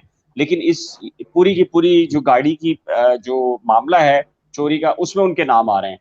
तो अरमान भी थोड़े से अंदर की खबर दें कि क्या है मामला। देखिए बिलाल, इसमें जितनी मुंह उतनी बातें। पहले तो सबसे पहली बात यह है कि अफवाहें भी बहुत ज्यादा गर्दिश कर रही हैं, और इसमें जो अभी इन्वेस्टिगेशन चल रही है ये बहुत हाई प्रोफाइल केस है। और ये इसमें अभी जो दीगर ममालिक हैं इसमें जो जो इन्वॉल्व हैं, जहाँ से आई है, कौन से रास्ते से आई है, ये इतना आसान केस नहीं है। कौन से रास्ते से आई है, किसने यहाँ तक पहुंचाई है, कौन कौन लोग इसमें मुलविस हैं, फिर किसने यहाँ पर कस्टम से क्लियर कराइए, कस्टम के डॉक्यूमेंट्स उनके बने हुए हैं, मिनिस्ट्री से जो है वो एनओसी बना हुआ है इनका, तो वो ऑथेंटिकेशन, उसकी ऑथेंटिकेशन अभी नहीं हुई है कि वो ऑथेंटिकेटेड है कि नहीं है। फिर उसी की बुनियाद पर यहाँ एक्साइज में आके वो डॉक्यूमेंट सारे जमा कराए गए, और उन्हीं डॉक्यूमेंट्स की बुनियाद पर एक्साइज में आकर रजिस्टर हुई है। तो ये सारा जो एक रैकेट है ये किस तरह से हुआ है, इसको इतना आराम से या इतनी जल्दी जो है वो इन्वेस्टिगेट नहीं किया जा सकता है। It will take time. और अभी फौरी तौर पर कुछ कहना कि इसमें कौन कौन इन्वॉल्व है, हाँ ठीक है, बहुत बड़े बड़े नाम भी हो सकते हैं, ये मैंने कल भी कहा था कि बहुत बड़े नाम भी हो सकते हैं इसमें। देखिए सोशल मीडिया पर अरबार भी देखिए सोशल मीडिया पर ये भी नाम गर्दिश कर रहा है कि जी आसिफ अली जरदारी साहब के बहुत क्लोज फ्रेंड हैं। सोशल मीडिया पर यह भी ज़ेर गर्दिश है कि जी इसमें पाकिस्तान तहरीक इंसाफ से कराची के कुछ सूबाई वजीर थे वफाकी, उनकी इन्वॉल्वमेंट भी है। फिर ये भी कर रहा है कि बहुत बड़े कोई बिल्डर ग्रुप है, उसके कुछ लोग इसमें मुलविस हैं, और बड़े बड़े नाम आ रहे हैं, यानी कि सियासी हरीफ हलीफ सब इसके अंदर आ रहा है कि ये जो रैकेट है ना जो ये गाड़ी को लेकर आया सारी चीजें, कि ये सारा नाम घूम रहा है? मुमकिन है बिलाल, बहुत सारे नाम होंगे, लेकिन एक मैं आपसे बात पूछूंगा, ये जहीर जो केस है, इसमें भी तो सोशल मीडिया में क्या क्या नहीं गर्दिश कर रहा, क्या क्या चीजें सोशल मीडिया पर हुई हैं, क्या वो सही थी? सही तो वही है जो कोर्ट में हो रही है, जो कोर्ट में पेश हो रही है, जो इन्वेस्टिगेशन में सामने आ रहा है वही सही है। तो आज भी मैं यही कहूंगा कि मैं तो उस पर बात करूंगा जो इन्वेस्टिगेशन में सामने आएगा। इन्वेस्टिगेशन में अभी तक कुछ भी सामने नहीं आया है इस तरह का, अभी तक किसी को पकड़ा नहीं गया है, अभी तक जो है सिर्फ पूछगछ हो रही है और क्वेश्चनिंग हो रही है। जो जो लोग ऐसे हैं जो पुलिस समझ रही है कि इसमें जो है वो इन्वॉल्वमेंट की हो सकती है या किसी ना किसी तौर पर जो है वो इसमें जुड़े हुए हैं, उनसे पूछगछ हो रही है और पूछगछ करके वो मुल्जिमान तक पहुंचने की कोशिश करेंगे। अभी तक, और इस केस में इतनी जल्दी ये मुल्जिमान तक नहीं पहुंचा जा सकता, ये बहुत बड़ा केस है और बहुत लंदन से गाड़ी चोरी होकर यहाँ पर आ रही है। यहाँ गाड़ी सिर्फ कराची में चोरी होकर जो है वो बलूचिस्तान जाती है तो नहीं पकड़े जाते लोग, वहां तो लंदन से चोरी होकर यहाँ पर आई है। और फिर जिस तरह से उसके डॉक्यूमेंट्स बने, वो डॉक्यूमेंट्स बनाए किसने, किस तरह से बन गए वो डॉक्यूमेंट्स, वो इतना आसान नहीं होगा पता लगाना। बहुत इसमें जो है वो बहुत बड़े बड़े लोग चाहिए। यकीनन अगर डॉक्यूमेंट्स बन गए हैं और वो जाली जाली तरीके से नहीं बने बल्कि जेन्युइन तरीके से बने, अगर जाली बने हैं तो फिर तो और भी पता चलाना कि भाई किसने बनवाए हैं, कैसे बने, वो जाली लोग कौन है, उनके पीछे जाना, उनको उनका सुराग लगाना वो एक और मुश्किल काम होगा। लेकिन अगर ये बाकायदा मिनिस्ट्री से ही बने हैं, वहीं से एनओसी आई है, तो इसको पता लगाना तो कदरे आसान होगा। लेकिन इसके पीछे कौन कौन होगा, उस वक्त मिनिस्ट्री में कौन था, ऑफिसर्स कौन थे, या फिर हो सकता है कि मिनिस्टर्स इन्वॉल्व ना हो लेकिन वो ऑफिसर्स इन्वॉल्व हो कोई, या अंदर के कुछ लोग ऐसे इन्वॉल्व हो जिन्होंने जो है वो किया, किस लेवल के अफसर है या किस लेवल के जो है लोग इन्वॉल्व हो, ये सारी चीजें अभी इन्वेस्टिगेशन में आएंगी और अभी तक कुछ भी क्लियर नहीं है।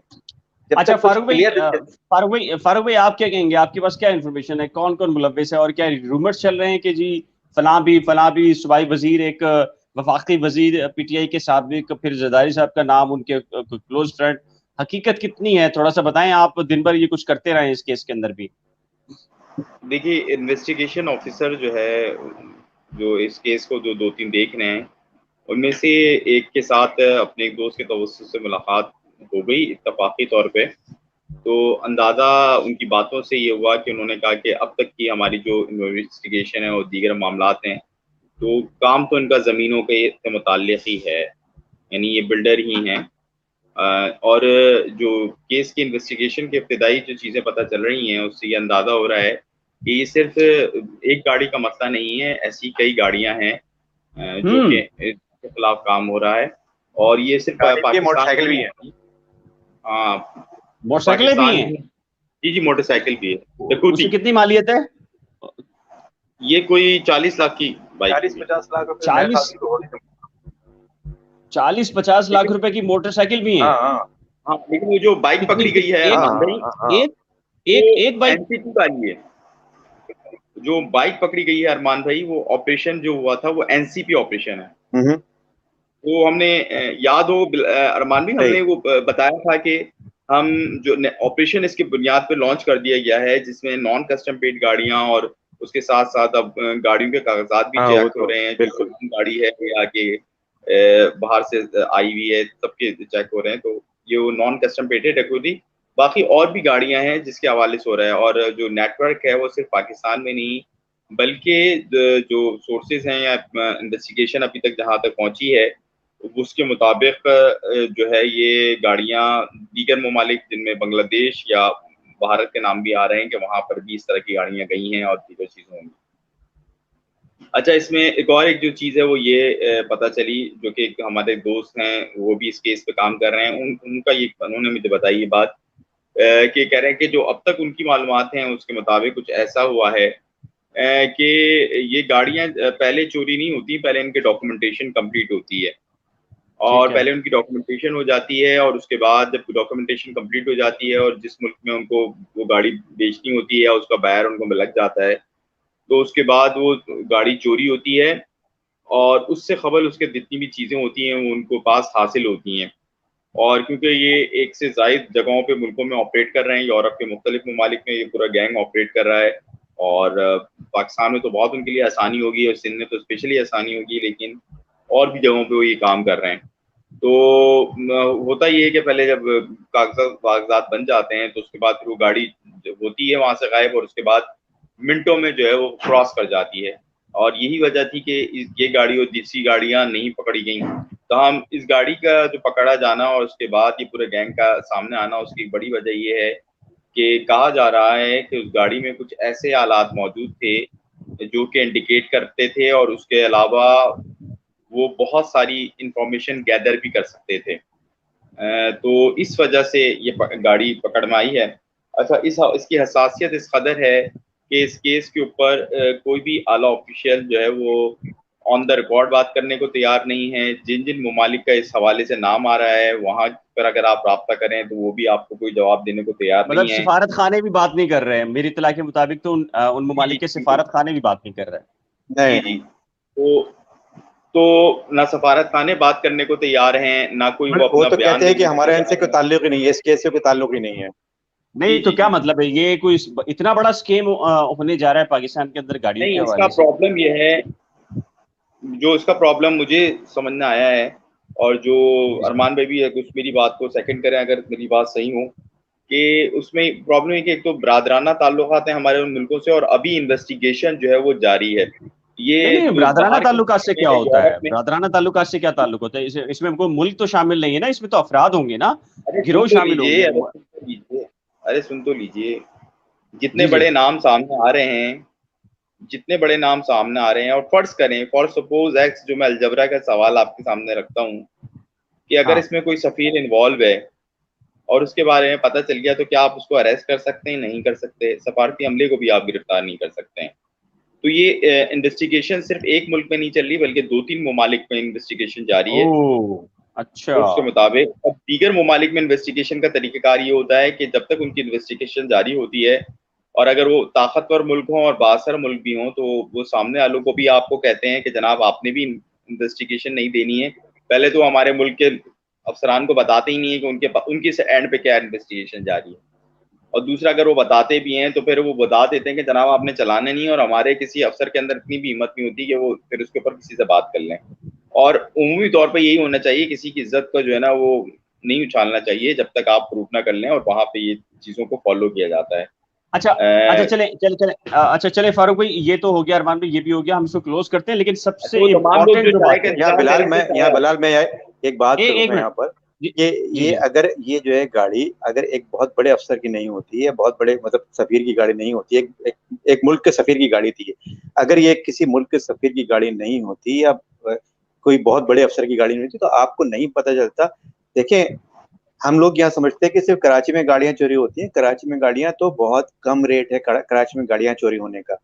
जो गाड़ियां यूरोप में और अमेरिका में चोरी होती हैं, वो इससे कराची में जो गाड़ियां चोरी हो रही हैं उनकी तादाद से कहीं ज्यादा है। मतलब होश उड़ जाए अगर इतने पता चल जाए वहां का स्टैटिस्टिक्स कितना है। और लेकिन बाज ममालिक तो वहां ऐसे का हैं। क्राइम वहां का क्राइम रिपोर्ट नहीं करते वो लोग, रोजाना रोज की बुनियाद पर रिपोर्ट नहीं कर रहे होते, जैसे हम लोग जो है रिपोर्ट कर रहे होते हैं। अच्छा चलें चलें, ये बिल्कुल दुरुस्त बात कर रहे हैं। बाज ममालिक तो ऐसे हैं जहां तक आप बस गाड़ी लेकर बॉर्डर पर आ जाएं तो उसके बाद तो बिल्कुल फ्री जोन होता है कि वहां बेच के आप निकल जाएं, और कोई पूछता भी जी नहीं है जी। कि आपने कहाँ से लेकर आए, कहाँ से नहीं लेकर आए। और अच्छा हमने चलें जो है ये जरा हमने तफसील से जो है वो इसको डिस्कस करना शुरू कर दिया, क्राइम को जो है वो अमेरिका के, तो हो सकता है हम लोगों के चैनल जो है वही बन हो जाए। अमरीन, मसला ये है कि फारूक भाई के घर में तो इस वक्त भी चाय मिल रही है, अरमान भाई और हम देखें बिल्कुल। मैं तो मैं मैक्सिमम ये प्रोग्राम पानी का खत्म गिलास होने के रखा बाद अब होता है। पीऊंगा जाकर। नहीं नहीं, ये पानी गिलास होता है भाई मेरे पास तो। अब फारूक भाई की चाय नहीं आती तो बहुत सारे लोग कहते हैं कि चाय नहीं आई फारूक भाई की, और फारूक भाई की चाय आ गई। चले, ये कराची का एक बहुत बड़ा इशू है जी। कराची में एकदम से भाई चाय स्ट्रीट वाली के लिए क्राइम बहुत सी दुआएं, हैं। चाय वाली के लिए अम, बहुत सी दुआएं। अम्मा है या अहलियां हैं, भाभी हैं हमारी? एलिया एलिया। हाँ जाहिर है, आपने तो कहना है इसलिए कि हो सकता है वो कहें, उन्होंने मैसेज दिया हो कि ये कहो। अच्छा हाँ। चले। अच्छा अच्छा फार तो बिलाल भाई, आपको जो पता है ना वो एक ये क्लिप चल रहा होता है, चार लोग खड़े हाँ हुए हैं, जो अपनी बीवी से नहीं डरता है वो अलग लाइन बना लें, तो वो हाँ तीन उसमें से अलग हो जाते हैं, एक खड़ा रह जाता हाँ है अपनी जगह। तो उससे पूछता हाँ। है कि भाई क्या तुम अपनी बीवी से नहीं डरते क्या? उसने कहा नहीं, मुझे ये तो मुझे पता नहीं है, लेकिन मेरी बीवी ने कहा था अगर यहाँ से हिले तो तुम्हारी टांगे तोड़ दूंगी।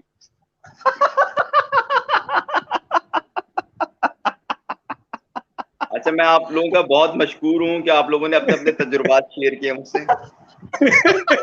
मुस्तकबिल में इससे बहुत कुछ सीखूंगा।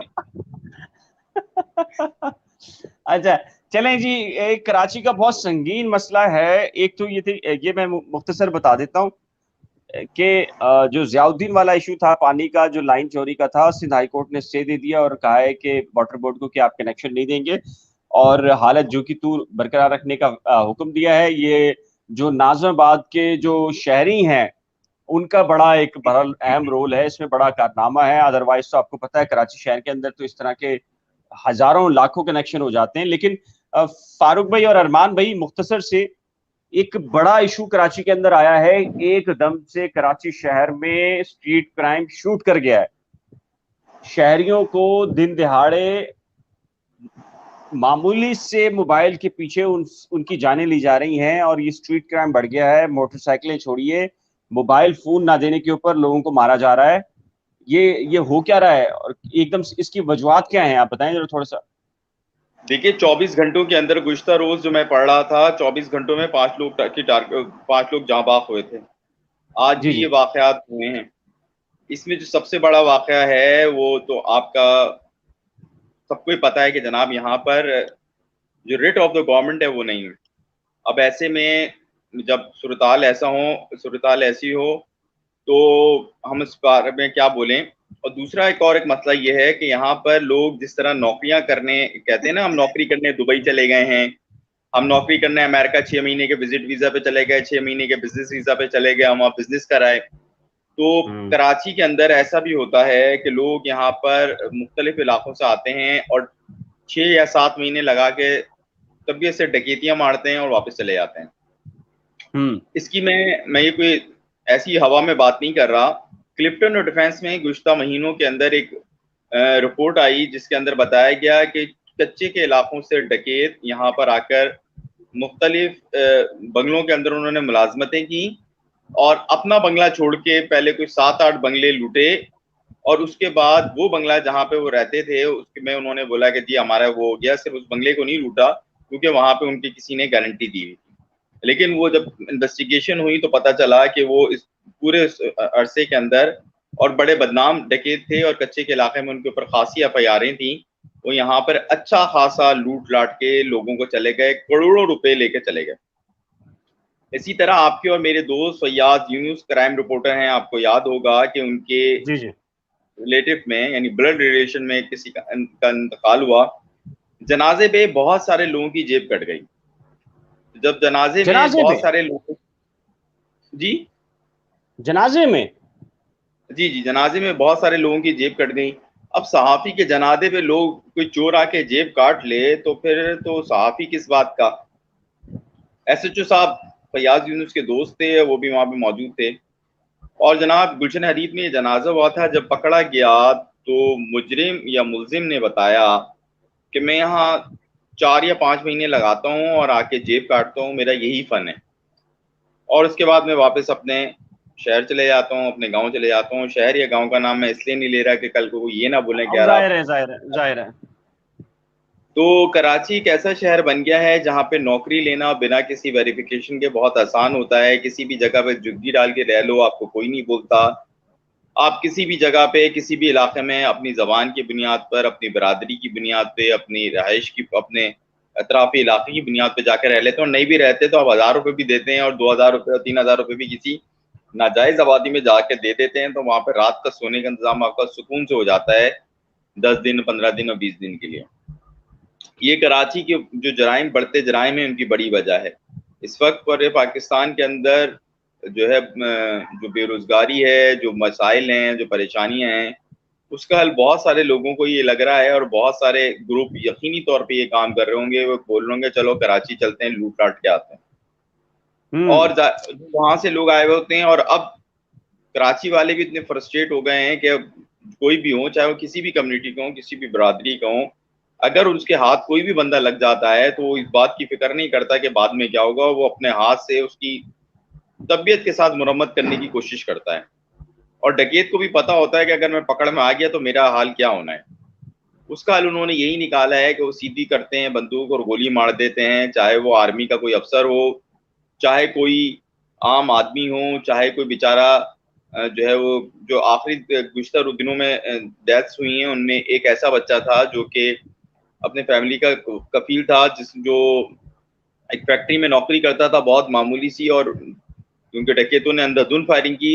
जो पकड़ने की कोशिश जो लोग कर रहे थे, तो उसकी गोली से जो है एक बच्चे की गर्दन पे लगा, जो कि फैक्ट्री का मुलाजिम था।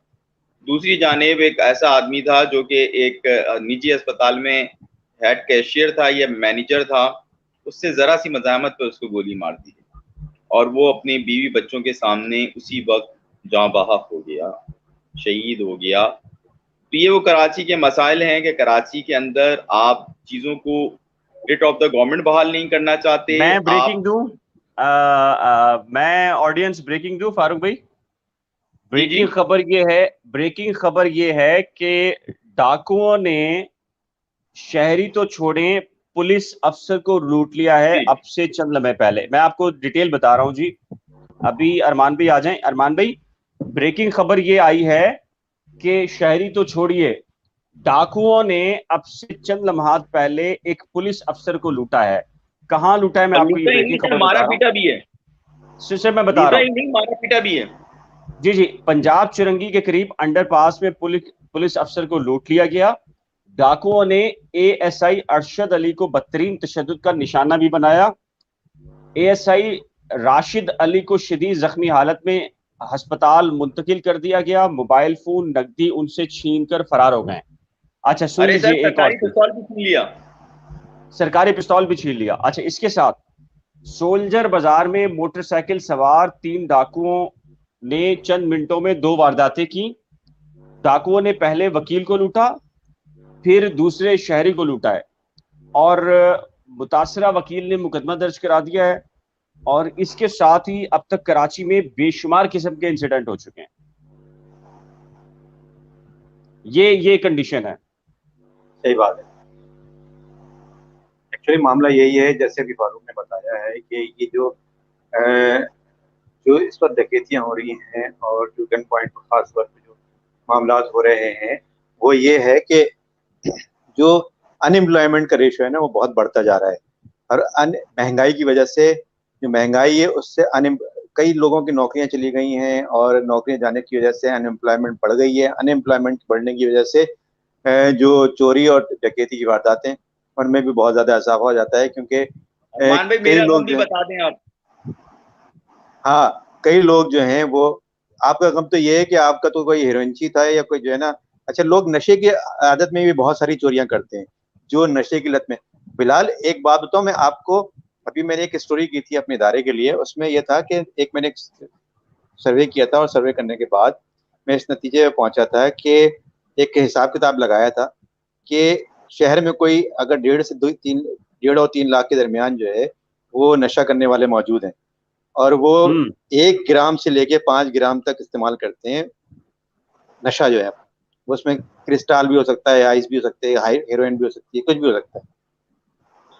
तो अगर ये सबसे कम तादाद है अभी, जबकि जो गवर्नमेंट ने लास्ट टाइम जो सर्वे किया है, फेडरल गवर्नमेंट ने एक बैनुल अक़वामी इदारे से मिलकर, तो उसके मुताबिक कराची में इस वक्त 6 लाख मंशियात इस्तेमाल करने वाले मौजूद हैं। 6 लाख। लेकिन अभी हमने, अगर आप 1.5 से 3 लाख भी करें उसको, आधा भी कर दें उसको, तब भी रोजाना ये अफराद जो है वो 300 किलोग्राम मंशियात इस्तेमाल करते हैं। 300 किलोग्राम, इसका मतलब है 300 किलोग्राम रोजाना फरोख्त हो रही है कराची में। और 300 किलोग्राम जो अगर फरोख्त हो रही है तो कैसे हो रही है, कहाँ से हो रही है, किधर से हो रही है? 300 किलोग्राम कोई मामूली बात नहीं है। 300 किलोग्राम बड़ी तो ये मामला आते हैं इस वक्त। अच्छा, जो लोग पी रहे हैं तो ज़ाहिर है वो पीते हैं तो, या इस्तेमाल जो करते हैं, उनको अपना नशा पूरा करने के लिए उसको पैसों से खरीदना पड़ता है। वो पैसे अगर नहीं होते हैं तो क्या करेंगे वो? फिर वो रेलिंग जो है वो निकाल रहे होते हैं, कहीं से जो है वो लोहा निकाल रहे होते हैं, कहीं से जंगले ले जाते हैं। आप यकीन करें, फारूक जो है वो हमारे यहाँ परसों जो है, जब हम लोग सैटरडे को प्रोग्राम कर रहे थे, तो अचानक जो है फारूक की बिजली तो चली गई। हमने कहा शाह फारूक का कनेक्शन खत्म हो गया। हम लोग यही बात कर रहे थे, हो सकता है बिजली चली गई हो। फारूक क्या बिजली चली गई थी। हाँ। और फारूक के यहाँ बिजली नहीं जाती, जिस इलाके में ये रहते हैं उनका फारूक का जो है वो अभी भी एग्जेम्प्टेड है और ऑडियंस उनके यहाँ बिजली नहीं जा रही। ऑडियंस ऑडियंस ये बड़े गौर से सुने कि फारूक भाई के साथ क्या हुआ है। ऑडियंस जरा फारूक के बड़े यहाँ गौर से सुने। फारूक के यहाँ बिजली नहीं जाती है। फारूक जो है वो इस मामले में ये है कि इनके यहाँ बिजली मुस्तकिल आती है। तो ये उन उमरा में से या उन लोगों में से हैं, मरात याफ्ता लोगों में से हैं जिनके यहाँ बिजली नहीं जाती है। तो बहरहाल जब इनके यहाँ बिजली चली गई तो इन्होंने सोचा हो सकता है कोई फॉल्ट वगैरह हो गया होगा।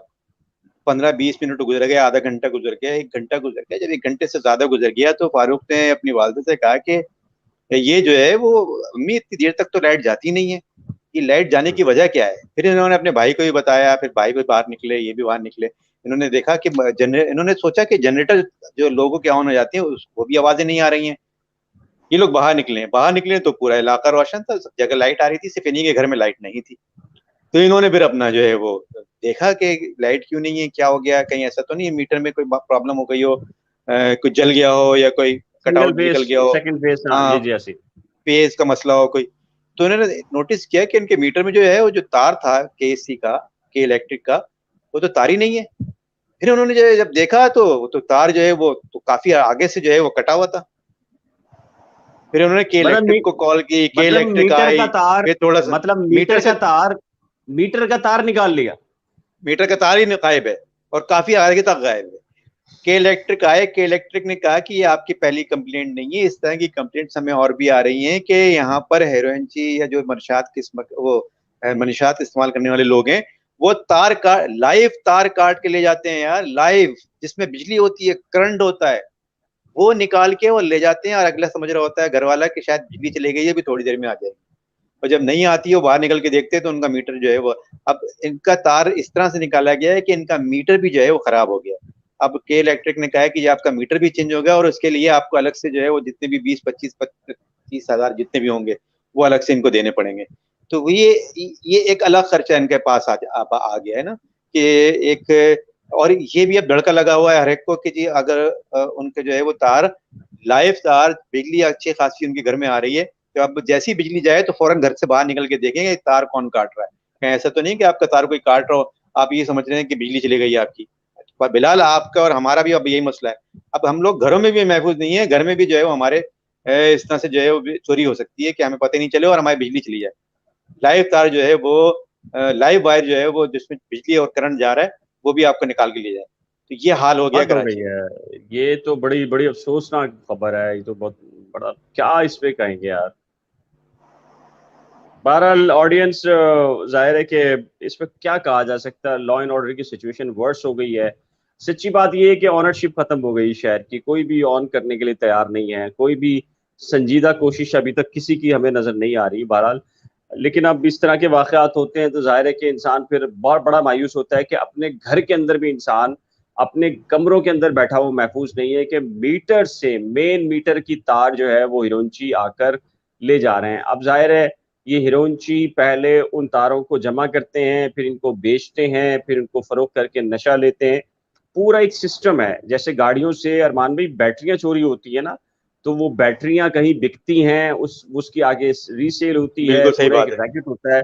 और फिर अच्छा जाहिर है कि इसके अंदर मकामी बिलाल पुलिस मैं स्टेशन भी एक इन्वॉल्व बात होते हैं। और भी करूंगा बिलाल। अब जैसे आजकल जो है वो रॉबरीज बढ़ गई हैं गन पॉइंट पे, खास तौर जी जी पर जी। गन पॉइंट पे जो रॉबरीज बढ़ती हैं वो इस सीजन में बढ़ जाती हैं आमतौर पर, और जबकि महंगाई हुई है तो वो और बढ़ गई हैं। अच्छा इसमें मर्ड जो लोग हैं वो उनका मरना जो है वो बढ़ गया है। आप देख रहे होंगे लोग मर ज्यादा रहे हैं इस तरह की रॉबरीज में जो गन पॉइंट पर हो रही हैं, उसमें मजामत फ्रस्ट्रेशन करने के पर। इश्यूज आ गए ना अरमान भाई। इसमें होता क्या है, नहीं इसमें होता क्या है, देखिए इसमें दो तरह के क्रिमिनल्स होते हैं। इसमें एक होते हैं जो कि प्रोफेशनल क्रिमिनल्स हैं। प्रोफेशनल हम्म। क्रिमिनल्स वो कहलाते हैं जिनका काम ही जो है यही है चोरियां और डकैतियां करना, और वो एक हद तक करते हैं और फिर जब पेट भर जाता है तो फिर रुक जाते हैं और फिर दोबारा करते हैं, ये उनका काम है। अच्छा, उनके अच्छा लिए उनका इतला काम, ये है कि वो मारते भी नहीं है। वो मारते नहीं, वो मारते इसलिए नहीं है क्योंकि अगर एक तो वो डकैती कर रेगुलर रहे हैं, उनको करना है, पता है वो डकैती कर रहे हैं, वो रेगुलर उनको करना है, डकैती उन्होंने वो रेगुलर करना रेगुलर है। करना है उनका। अच्छा फिर वो फेस रीडिंग कर रहे होते हैं अगले की और सबके, उनको पता होता है कि कितना उनको आगे बढ़ना है, कितना उनको छीनना है और किस तरह से उनको निकल जाना है। ये सब उनका एक कैलकुलेशन होती है और वो कर रहे होते हैं। जो बाहर से जो अनाड़ी लोग होते हैं, जो इस वक्त खास तौर पे जनूबी पंजाब से जो लोग आते हैं या अपर सिंध से जो आते हैं, वो लोग, और खासतौर उनमें भी से बहुत सारे ऐसे लोग होते हैं जो बेरोजगार होते हैं, वो लोग जो कि आम तौर पर क्रिमिनल नहीं होते हैं, वो जब क्राइम करते हैं तो उनके हाथ में जब पिस्टल होता है तो वो बेरहम घबराहट माना के आलम में, तरीके से, जी जी घबराहट के जी, आलम में होते हैं, वो खुद घबरा रहे होते हैं, बहुत ज्यादा हद तक घबराते हैं। आपसे पैसे निकाल रहे होते हैं तो वो समझते हैं कि वो गन निकाल रहा है और उसको हाँ मार देते हैं। वो ये नहीं देखते हैं कि वो क्या निकाल रहा है। आप पैसे निकालने के लिए आप जब पर्स में जेब में हाथ डालते हैं, वो समझते हैं शायद आप गन निकाल रहे हैं। तो ये भी मामला होते हैं कि वो जो अनाड़ी जो डाकू होते हैं, खासतौर पर वो जो वारदातें शुरू करते हैं, तो उनकी वजह से अमवात का रेशियो जो है वो बढ़ जाता है। और ये सबसे काबिल अफसोस अमर होता है इसके अंदर जो पहलू है, गन पॉइंट पे जो डकैतियां हो रही हैं, जो रॉबरीज हो रही हैं, उनका सबसे अच्छा, काबिल अफसोस पहलू ये होता है। ये अच्छा चले जी, हम इसको क्लोज करते हैं और आखिर में मैं आपको बताऊं कि पूरे सिंध के अंदर जो सैलाब इस वक्त है, बदतरीन कंडीशन है। पाकिस्तान पीपल्स पार्टी की जो लीडरशिप है, किसी भी इलाके में जा रही है, किसी भी इलाके में वो गश्त कर रहे हैं, तो वो क्या कर रहे हैं, उनके साथ जो उनका अपना मीडिया सेल है, वो पहली मर्तबा ऐसा हो रहा है कि वॉइस को वो बिल्कुल यानी कि साइलेंट करके वीडियोस को रिलीज कर रहे हैं। और लोग जिस तरीके से पाकिस्तान पीपल्स पार्टी की क़यादत के साथ इस मर्तबा कर रहे हैं, और अभी खैरपुर के अंदर ये इत्तला ये है कि जो रुकने कौमी असम्बली है नफीसा शाह, उनकी गाड़ी का भी घेराव करके वहां भी एहतजाज हुआ है। पिछले दिनों फरियाल तालपुर गई तो उनकी भी जो वीडियो जारी हुई उसके अंदर वॉइस नहीं है। अभी मुर्तजा वहाब पिछले दिनों एक दौरे पर निकले तो वो वॉइस थोड़ी सी वॉइस थी, फिर उसके बाद वॉइस को खत्म कर दिया गया। और यही हाल पूरे के पूरी जो पाकिस्तान पीपल्स पार्टी की लीडरशिप है उसके साथ इंटीरियर सिंध के अंदर हो रहा है। और लोग सवाल कर रहे हैं कि जी, और लोग कह रहे हैं कि इन सैलाब से बचा जा सकता था, लोगों को मुतबादिल जगह पे बर वक्त अगर शिफ्ट कर दिया जाता तो लोगों की जिंदगियां और उनके माल मवेशी महफूज हो सकते थे। लेकिन जाहिर है कि इसको भी कैश करवाया गया है। इस पे कल अरमान भाई हमने बहुत डिटेल के साथ बात करनी है और किसी एक्सपर्ट को भी लेना है कि जो इन्वायरमेंट के ऊपर ये जो बेनिफिट उठाया गया है इस सैलाब के बाद, बैरूनी इमदाद और सारी चीजों के ऊपर इंशाल्लाह इस पे बात करेंगे फारूक भाई, कल भी इंशाल्लाह से। तो आप लोगों ने आज का शो देखा, आप हमारे साथ रहे, कमेंट सेक्शन में अपनी कीमती राय का इजहार किया, हम आपके इंतहाई मशकूर हैं। फारूक भाई आप और अरमान भाई आपके भी इंतहाई मशकूर हैं। ऑडियंस, जाने से पहले एक रिक्वेस्ट होती है हमेशा की तरह, वो आज भी है कि अरमान साबिर व्लॉग के नाम से एक यूट्यूब चैनल है, उसको सब्सक्राइब करना मत भूलिएगा। और फारूक समी का रिपोर्टर्स 21 के नाम से है मेरा करंट अफेयर्स विद बिलाल, जो कि इस वक्त आप देख रहे हैं। और इसके अलावा नई खोज NAEKHOOJ को अभी तक सब्सक्राइब नहीं किया तो बराए करम सब्सक्राइब, वीडियो को शेयर, लाइक और बेल आइकन को लाजिम प्रेस कीजिएगा। खुश रहें, आबाद रहें, अल्लाह हाफिज। अल्लाह हाफिज।